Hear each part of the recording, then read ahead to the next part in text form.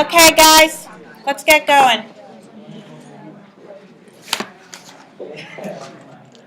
So, a few quick announcements. One, I have a new plan. Um, so the dynamic in this classroom is sucking right now, to be honest. And I think it's because we've got some very, very eager people who want to answer questions, who really understand things at a high level, and that's fantastic. But I think it might be intimidating for the people who are having a harder time understanding. So, ideally, everyone participates, but that's hard sometimes if you're feeling nervous about looking dumb or something like that, which you never look dumb. Trust me, I stand up here for an hour at a time, sometimes looking dumb. Yeah, why not? So we're going to try something new. When I ask a question, I'm not going to take hands, but I'm going to pick people at random. And this might make people feel nervous. It's not like you're going to fail the class if you don't get it right, first of all. Second of all, you can talk to a friend. So pick your seats wisely. So if you're nervous, I'll give you a second. Talk to your friend, and you guys can come up with, and your friend has to be sitting next to you. Can't be on the other side of the room, and you can't call someone. And so let's see if that helps to increase the participation in this class. Because I noticed the first week of class, lots of participation. Second week of class, lots. And as we went on, less. And now we've got 4 to 5 people answering everything. So, that's it. Okay, so far in Unit 1, we did a bit of chromatin structure and function. Well, the whole thing is pretty much chromatin structure and function. But we mostly focused for those first 2 weeks on modifications on histone tails and modifications on DNA and what enzymes are involved and how it affects gene expression.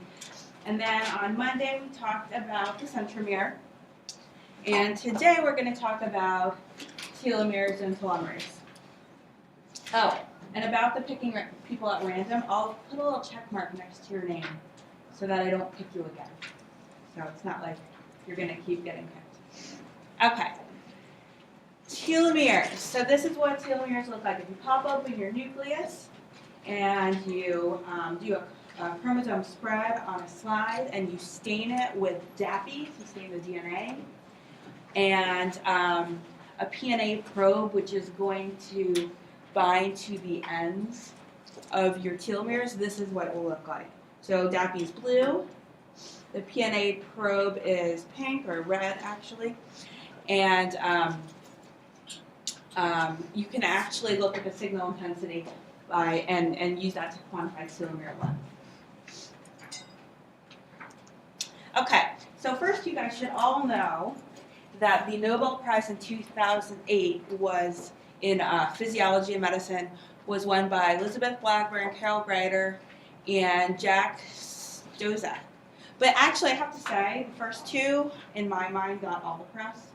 The third guy, I feel like didn't get nearly as much press, but that could be because I was at Hopkins at the time, and they're crazy there when it comes to people getting Nobel Prizes. I actually looked this up before class, and I was like, oh, that guy did it too? I have no idea. Pretty sad. Okay, so what did they do? So here's a little bit of history about how telomerase and telomeres were described. First, way back, and all of this came off the Nobel Prize website, which has really great illustrations on all the science behind all the recent Nobel Prizes. So I highly recommend you check it out. So early on, it was observed that broken chromosomes are unstable. Duh. Now you're like, duh. They're prone to rearrangements and fusions, but people noticed that the ends of chromosomes were always protected. They didn't know why, they didn't know how, and that was the big aha when they started to study this and they found telomeres and telomerase. Right, so the ends of chromosomes are protected by telomeres, and my spelling's off, telomeres, and maintained by telomerase. So this shows it nicely. you've got your cell and your nucleus inside your chromosomes, and at the end of your chromosomes, you've got this telomere DNA, and it's actually a bunch of repeats, and it's maintained by the enzyme telomerase that contains its own RNA template, and that's why you have these repeats, because it's actually the RNA template that is used to copy. Okay, so I put 2 movies on. One we'll watch right now, and the other one is Elizabeth Blackburn, who was the Nobel laureate, explaining the function of telomeres and telomerase. So if you guys want more, actually I highly recommend you guys watch it, just because I don't have the time to go into it in the depth that it should be. And I just put the link to her first. She's got a series of lectures. It's just the first, so it explains the background. So let's start by talking, actually before I introduce the end replication problem. Does anyone know what that is? We're talking in the context of telomeres and telomerase, and I'm going to pick someone random. Trudy May, see her? Who, if you can guess even what the end replication problem might be. And you can talk to a friend. You've got 1, 2, 3, 4, 5, 6, 7 people around you.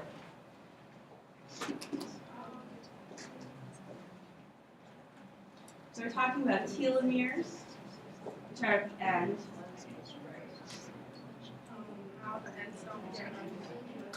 How the ends don't get replicated. Right. So why do you think the ends aren't getting replicated? Now I haven't taught you. Okay, guys. I'm so glad that I encouraged discussion. So yes, the ends of chromosomes don't get replicated without telomerase. Right. So I haven't taught you guys yet the mechanism of DNA replication, but I'm sure you've learned it a few times already. So does anyone remember why you might need telomerase? Stephanie Byer. Oh, you know the other really awesome thing about this list is I get to know who's not here. Stephanie, I really care. What was the question? Oh, I don't know. Do you remember when you learned in your past biology classes about DNA replication? There's a reason that the ends of your chromosomes don't get replicated. Call a friend.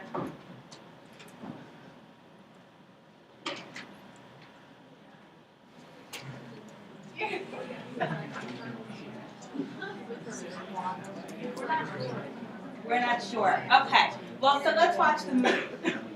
The movie's going to tell you. The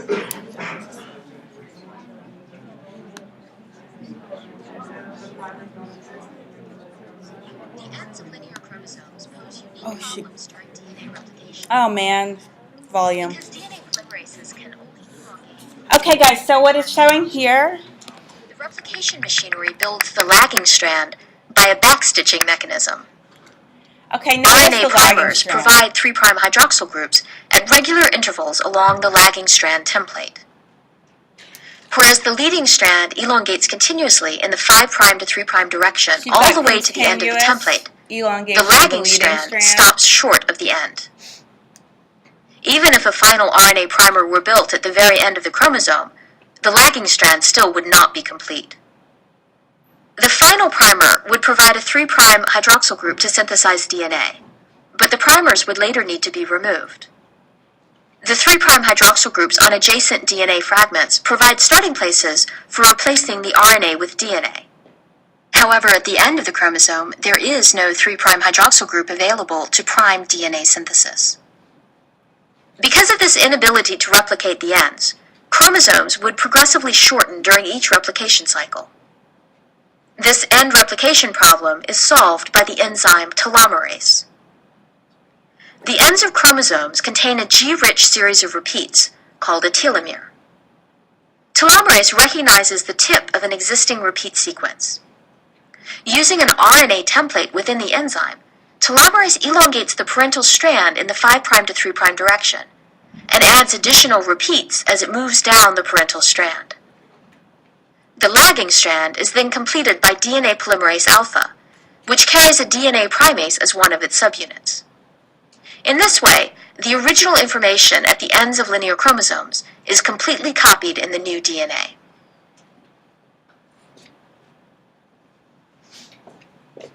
Okay, so I know I have to figure out how to get volume to work in here, but hopefully you guys caught some of that. It's just basically that with your, you have your leading strands and your lagging strands, and you've got those Okazaki fragments, remember? And so you're having a primer in your lagging strand that gives that OH group upon which you can synthesize your DNA, and that needs to be removed, right? And actually you don't even have it in your lagging strand at the end, but if you did, it would need to be removed. And then you've got nothing, you've got no 3' OH to add your DNA to. So that's your end replication problem. It's a problem, right? Yes. Yes. It's a problem. So so telomerase actually solves that problem because it's got the RNA template in it. And we'll go through that. Yes. I have a question about the actual. I will take questions without being randomly. I know the telomeres are on the ends of the DNA, but why do they end up on the ends of the chromosomes? Is it always like put together in a linear way in the chromosome? Okay, so the question was the telomeres are at the end of the chromosome. Right, but because the chromosome is all compact DNA, right? Okay. So why do the telomeres end up at the ends of the chromosome? So you have to think of so we haven't learned DNA replication, so probably we're going to talk about this a little bit more once we go over that. But so with DNA replication, you've got your origin, many origins start, and they all move outwards and meet up with each other until you reach the end of your chromosome, right? So there's really only one end on either side of your chromosome. Does that make sense? Or am I not answering your So question? that makes sense. Okay. Yeah. Yep. I know that chicken telomeres have multiple telomeres in their chromosomes, and they also have really long telomeres. Do you know how that would be? How do you do that? Okay, chicken. You guys are killing me. Okay, chicken chromosomes have really long telomeres and multiple Yeah, they have telomeres multiple telomeres. per chromosome. Do you guys stand outside before class and you're like, let's look up an obscure thing to ask about? I've got no idea what you're talking about. I do know that chickens have an IGY. I didn't know if there was a reason for that. I didn't know. Did you have an answer? Or you have another question?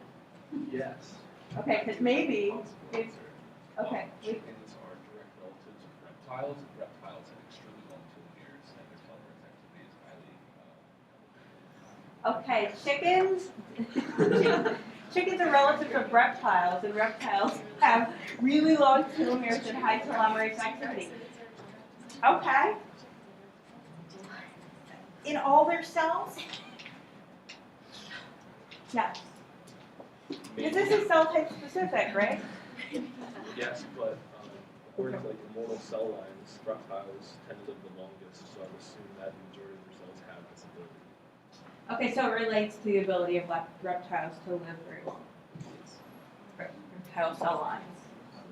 Chickens live I don't know. We still meet them. You guys are. This is a sharp class, right? Are you guys following the chicken question? Yeah, please. I have a question. In following the immortal cell line idea, why can't we kind of just inoculate cells with more telomerase to induce genetic difference? Let's talk about. We're going to talk a lot about telomerase shortly. Let's save that. Save it. Save the questions. Yes. I know as we age, our telomeres shorten. Is that because of production of telomerase slows, or is We are that- gonna talk about this, yep, you guys are on it, you know, telomerase, telomeres and telomerase always like inspired this huge amount of discussion. It's something that's so interesting to people, universally, I've talked to other faculty, and they all agree that it's like the most active, I should have all my observations on telomerase days. Anyone have any questions about the end replication problem? Yes? I think this is going back to her question. I think when she's saying, like, it's added on to the chromosome, does that mean that we're supposed to consider the chromosome, in this case, just as the DNA sequence itself?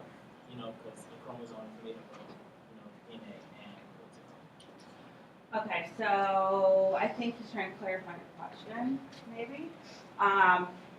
Is a chromosome just the DNA or DNA and proteins? And in this situation, we're just talking about DNA replication. We're not talking about about proteins associated.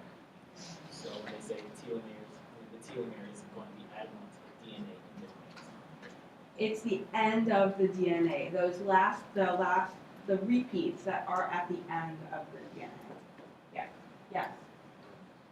Maybe this is clarifying, but I think the way I interpreted that question was the reason that telomeres happen to end chromosomes is the way that the DNA coils into supercoils, so the ends of your DNA will be your ends of your chromosomes. Okay, so why are telomeres at the end of your chromosomes have to do with the structure of the DNA and how it coils How coils and supercoils. and supercoils? So that, I feel like the ends are the ends.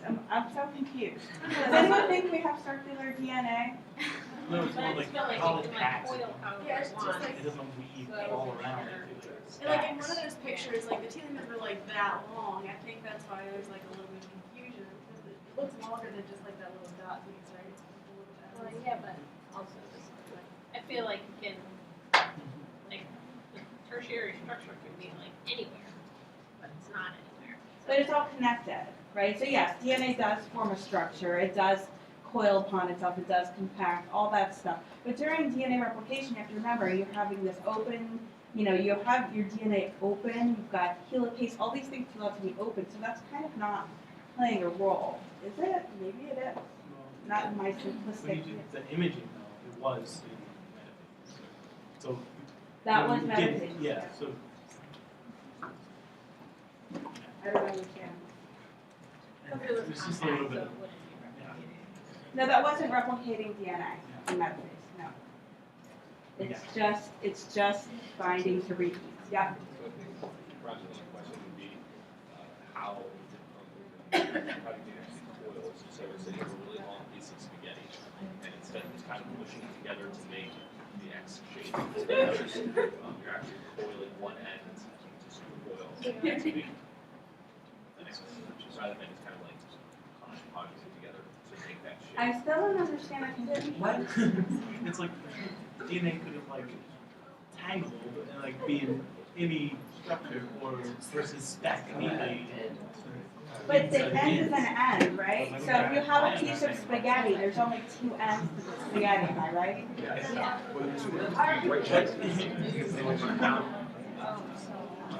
Does anyone on this side of the room understand what's going on this side of the room? Yes. I think what they're saying is they chromosomes that's all the ends necessarily aren't only outside of the chromosomes are getting all the pulled up and ending up with Okay, so there's confusion about the location of the ends, and they're not nice and neat, I guess. I don't. Yes, so they do. Still ends. Okay, we're gonna have to revisit this. When someone can get it through to me, we're gonna move on because the professor's been confused. Yeah. I'm trying to, but I can't understand this. I'm with you. We are together. You and me. Same brain. I totally don't get it. So here, this is the perfect example of why you should never feel dumb asking a question, because sometimes the professor doesn't get your question. Well, huh?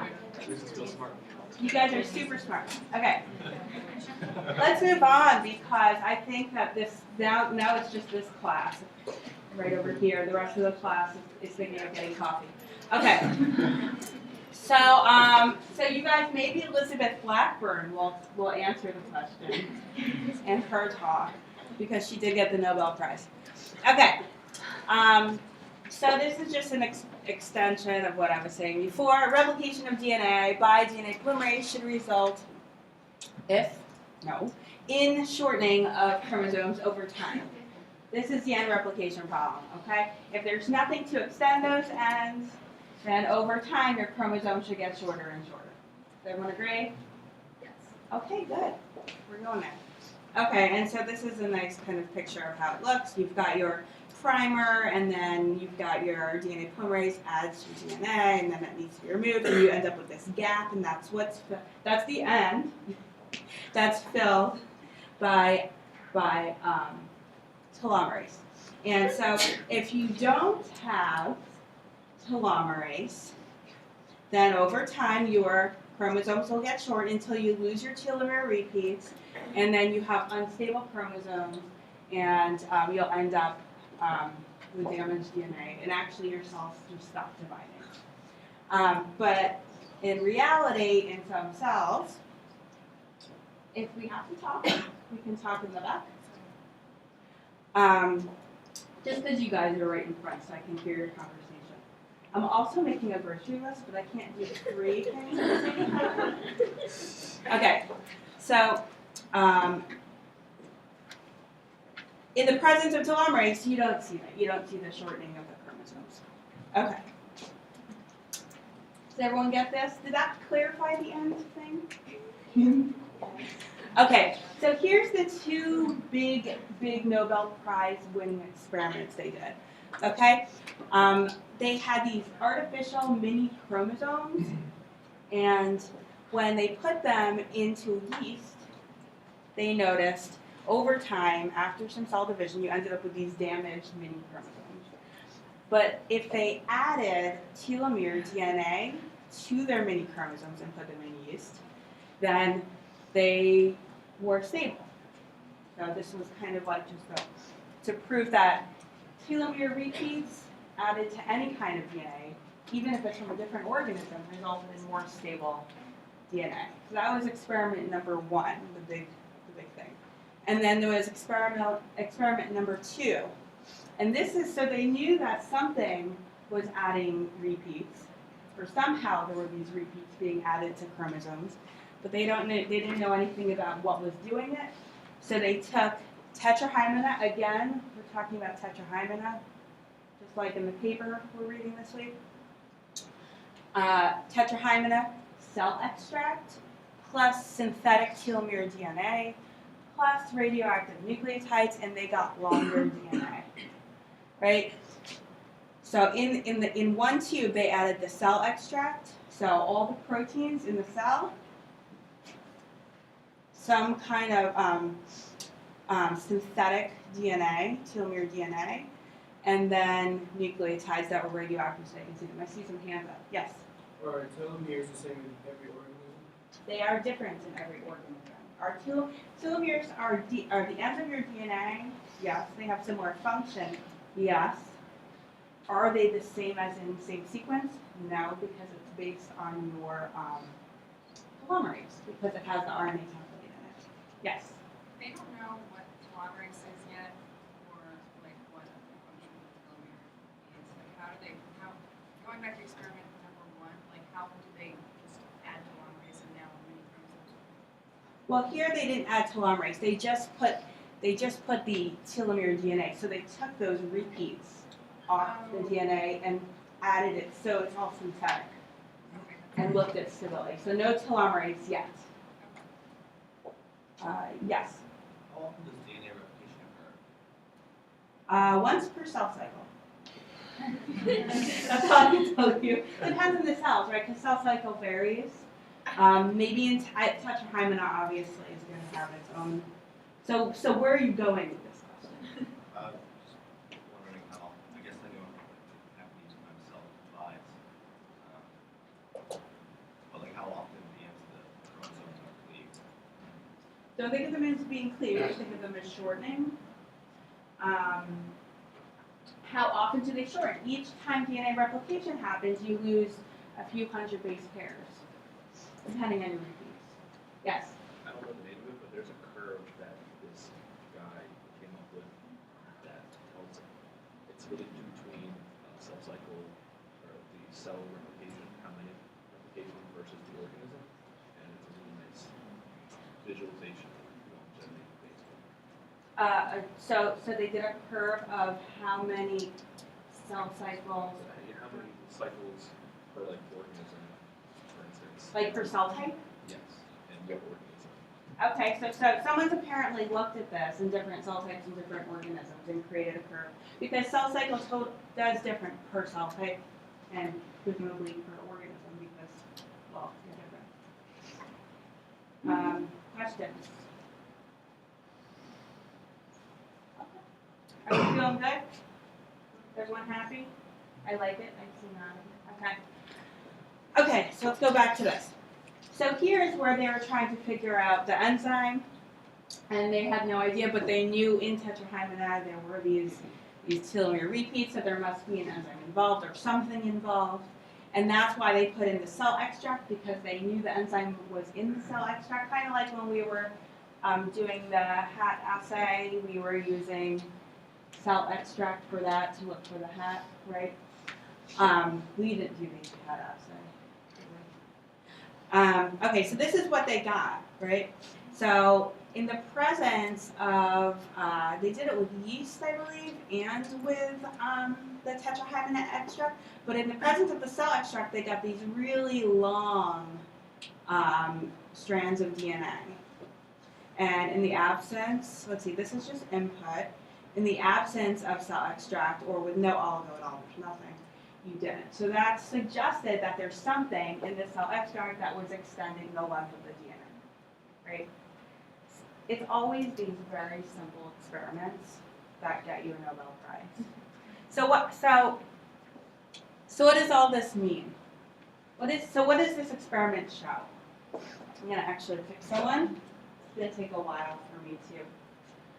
I'll pick myself. Actually, it's funny because I'm on this list. Okay, Samantha, Forrest. Well, I was just, what does it mean that DNA replication was actually happening because of the telomere was added to the end of the chromosome? Okay, so DNA replication was happening. They actually added synthetics. So it's all done in a tube. Extending the DNA. Right. So DNA. So what's extending the DNA? The telomere. What they use. So they've got cell extract, telomere DNA, and nucleotides. What factor in this is resulting in extension of the DNA?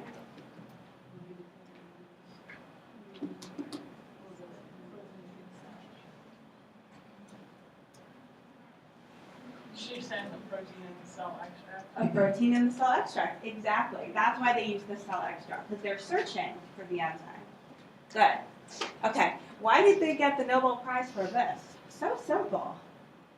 Why would you get the Nobel Prize for this? What determines if you're going to get the, you guys are all future scientists. You want to have your eye on that Nobel Prize, right? You're all aiming for it. Why? You can, oh wait, this is opinion, so feel free to answer. This is what really been looked into the aging process. Okay, this has to do with aging. What else? Yes? Have a lot to do with like cancer cells and like they have a lot higher Cancer cells, right? Huge in cancer. What else?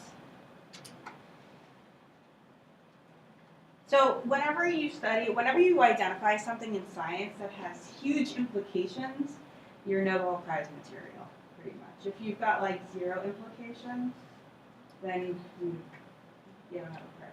Also, if you're mean, you're not going to get the Nobel Prize. The HIV Nobel Prize, did you notice who was left out? Gallo was totally left out. It was political. I'm just saying. He was mean. No one likes him. He was political. Anyways, questions?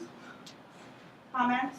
So the lesson today is we should be nice, or else you won't get the Nobel Prize. Yes? Could you infer biological Can you infer phylogenetic relationships from telomerase activity? The types of enzyme or specific enzyme, like the code. Well, yeah, well, okay, so you'll have to tell me if I answer your question. Every species has their own telomerase with their own RNA template, and so those sequences are species specific. So just by analyzing that RNA template, you can, I don't know if there was like similarities between accommodated well, telomerase itself is highly conserved. It's that template that tends to differ a lot. I didn't know if it was extremely similar in the sequences. I don't know. Actually, I have a slide coming up, so we'll look at it closer and see, because I haven't looked at it that way, which has some sequences. Questions? Okay. There it is.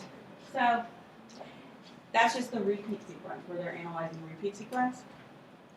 So after replication, chromosomes have these G-rich overhangs, right there, and that's the sequence here that is lost by primer removal. And so the telomere sequences differ quite a bit. Well, not that much, but it does differ among different species, and the telomerase differs correspondingly because that's the template. I don't know if that makes you think. Yes. Was that experiment too the actual discovery of telomerase? Like that's where they identified it? That's where they did the first. This experiment is that big one where they found that this really just showed that there's something in the cell extract. They didn't know what it was here, but it was later identified. So how do you think they may have identified the enzyme? So you've got cell extract. You know if you put the whole cell extract in, you get increase of your telomere length. How do you guys think you would go about trying to identify the exact protein or enzyme? So I'm going to pick someone. Alicia Jones. Yes. You can ask a friend.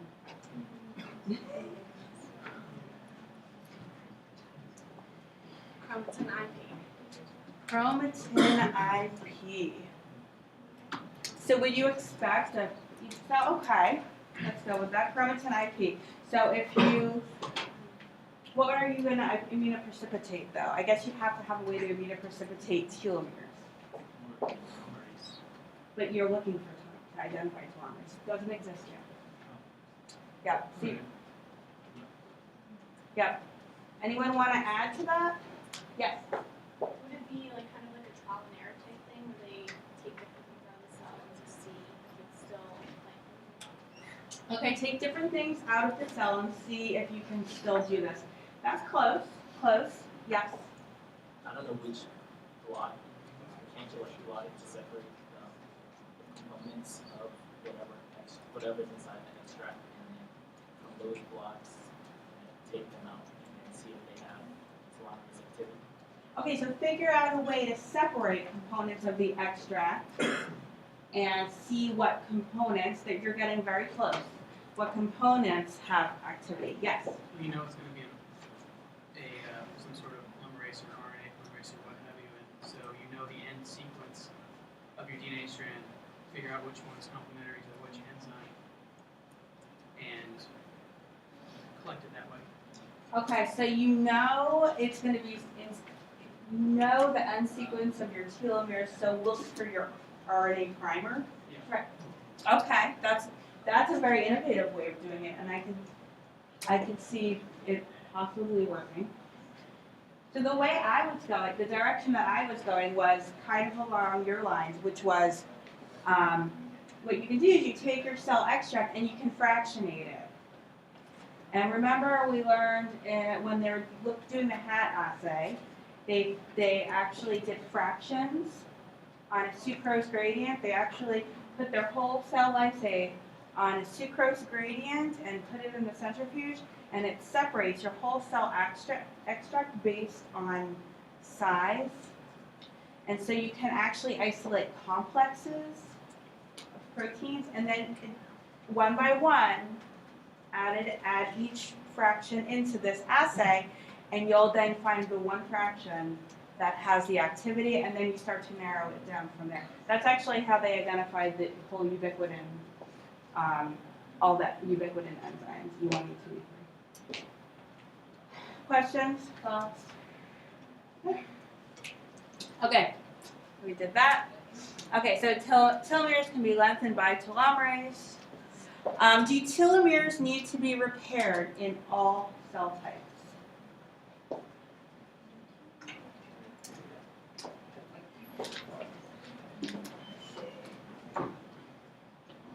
Sarah, Dylan, yeah.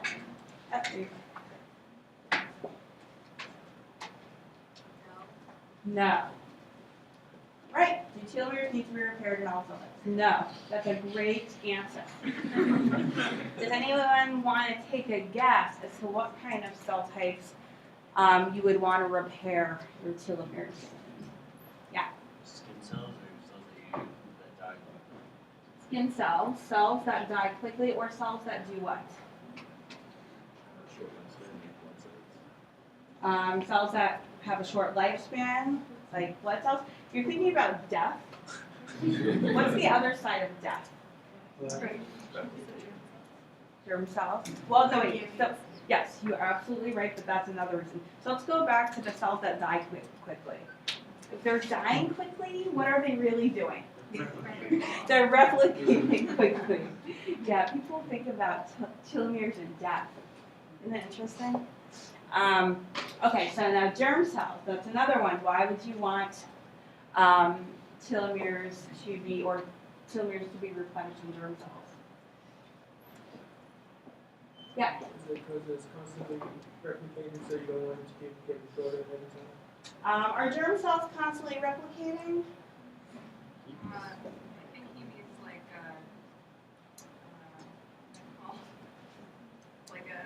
during conception. Oh, okay. After fertilization. Okay. But what else? What's really important about germ cells? Yes. Huh?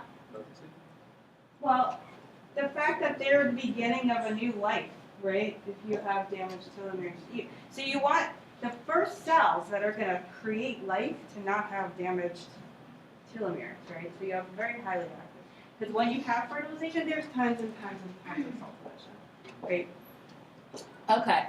What kinds of cell types would have, okay, so would these cells all have active or inactive telomerase? Which ones? The ones that we just named, all of them. Okay, active telomerase. What kinds of cells would have abnormally active telomerase? Cancer cells. Okay, this is all really obvious stuff. Just making sure everyone can think about it. Great. Okay, so in human, lights make me crazy. In human somatic cells, telomere repeats act to prevent unlimited cell proliferation. They're acting kind of like a molecular measuring stick. So cells, you can think of it as cells are born with a certain number of repeats, and with each cell division, they get shorter and shorter and shorter, and then cells will enter replicative senescence where they just stop dividing. Is this a good thing? This is what we want, right? Do you think telomerase is on or off in these cells? Off. So telomerase is only on in certain cell types. Usually it's toned down quite a bit. And if it becomes turned on when it shouldn't be, that's bad news. We've got cancer. Any questions about this? No. That's good. That's good. Okay.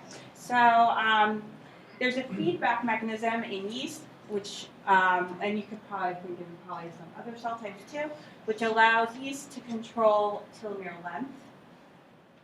So they did an experiment where they put in artificial chromosomes with really long telomeres and with really short telomeres, and over cell divisions, they all ended up in the same place. So if you had long telomeres, over time they shorten until they hit this average, and if you have short telomeres, over time they lengthen to meet this average. So what protein do you think is being affected by this feedback mechanism?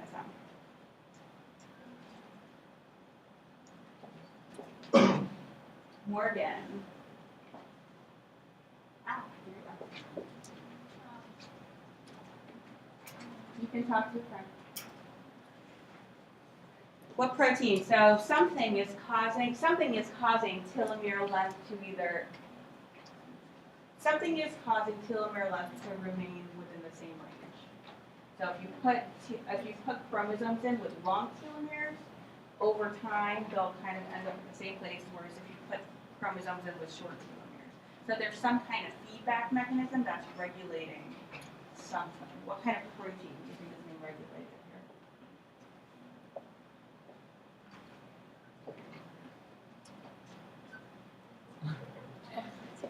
Huh? Okay. What kind of protein? Yep. Telomerase. Telomerase is what's, I mean, I don't know, this is just what I'm thinking. But yeah, so if the yeast is having some way to control telomere length, then you need telomerase that's probably being regulated. Okay. Really distracting. Okay. So telomere binding proteins, they actually are proteins that bind to these repeats. They help to regulate telomere length, and they prevent activation of the DNA damage response. DNA damage response. We haven't really learned about that yet, but I can tell you one thing that activates DNA damage response is single-strand DNA and damage. Broken damaged DNA, which is what you get when you lose your repeats. So this is one of the reasons for cell senescence after loss of the telomere repeats, because these telomere binding proteins bind to the telomere repeats. And when they can't bind anymore and the telomere repeats are gone, there's nothing to protect the cell from activating the DNA damage response. And the DNA damage response often results in apoptosis and cell cycle arrest.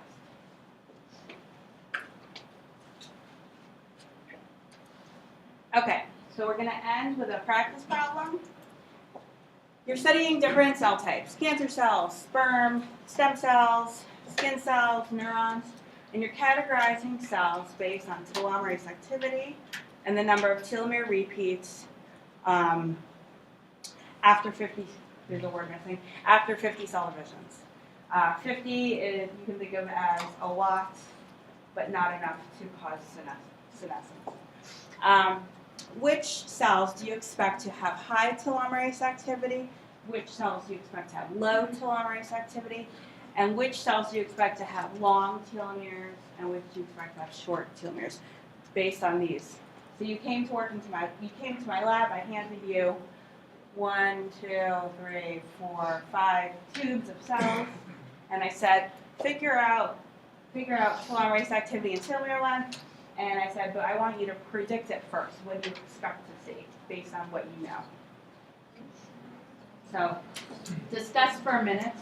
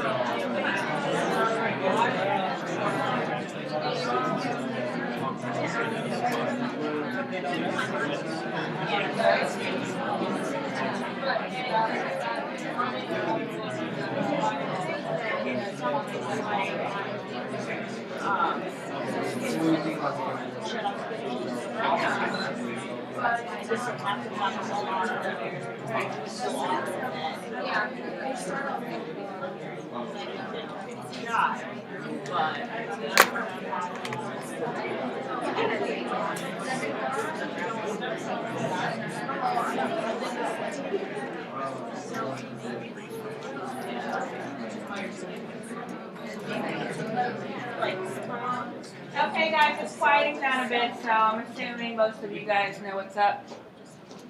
Okay, so, cancer cells, do you think they would expect to have high or low telomerase activity? High. High, right. Do you think they'd have long or short telomeres? Long. Right, that corresponds. It's actually not a very hard question, right? Sperm, do you expect that they would have high or low telomerase activity? High. Long or short telomeres? Stem cells? High. Skin cells? What did you say? That one, it seemed like there was some disagreement on. Do skin cells replicate quickly or not? Yes. Yes. They replicate quickly, but aren't they just constantly dying and getting? They are constantly dying. So the skin stem cells would be ones with high telomerase activity, all the skin cells that come off. Right, so the skin cells actually themselves, so I think it says in the textbook, fibroblasts tend to divide 60 times, I think is what it said. So I would say it's a bit lower. Because if you have skin cells with telomerase that's really high activity, that's probably bad. Right. I feel like we need to think about that a little bit more. Dying all the time, no, but we're replicating a lot. I think they have high. Why are stem cells high? Huh? Stem cells are high. Why? Why? Because they're replicating a lot and they're producing all these different lineages of cells. Yes? Now, with skin cells, you think like over time your skin kind of doesn't do photospace anymore, like the elasticity is gone. So wouldn't it, like the activity changes over time? So now I just got the question, does telomerase activity change over time? I think that's a big part of the agent. Yeah. My personal thing would be the activity of telomerase is going to be low because if you have high activity, you would slow down your skin cells. Yeah, but you have to keep making more. Don't forget you're constantly dividing to make more skin cells because those are dying. Is that coming from a specific line of cell, or is it still? Yeah. Also, just because they're replicating doesn't mean they can't die. Like, just because the DNA is intact. They have, Right, like, that's the thing. It's other not about them processes. dying. It's not about them living forever, right? Cell division. It's about cell division, right? Each cell cycle, you replicate your DNA. Each cell cycle, your telomeres shorten. That's where you need your telomerase activity, right? So every time you divide, some can die. See, that's the thing. Is sometimes we start thinking a lot about death and telomerase, where it really has to do with how often is a cell dividing. A cell that divides rapidly would have higher telomerase activity. Yes. So with skin cell higher. That's what we're discussing right now. You're like, give me the answer. Yeah, that's what we're discussing right now. I say higher. Neurons. Yes. It's also be higher because I'm pressing on this like so if it's higher than cancer. Yeah. Well, high telomerase doesn't necessarily cause cancer. High telomerase is involved with cancer. So yes, high telomerase is associated with cancer. But I would think a cell line that needs to divide quickly to replenish itself is going to have high telomerase. So wait, before you go, neurons. Okay. Sure, no, okay, see you later. One of the confusions came from the cancer cells, sperm, stem cells. Those are all like super high, and skin is like the middle. Yeah, that's why I put it in.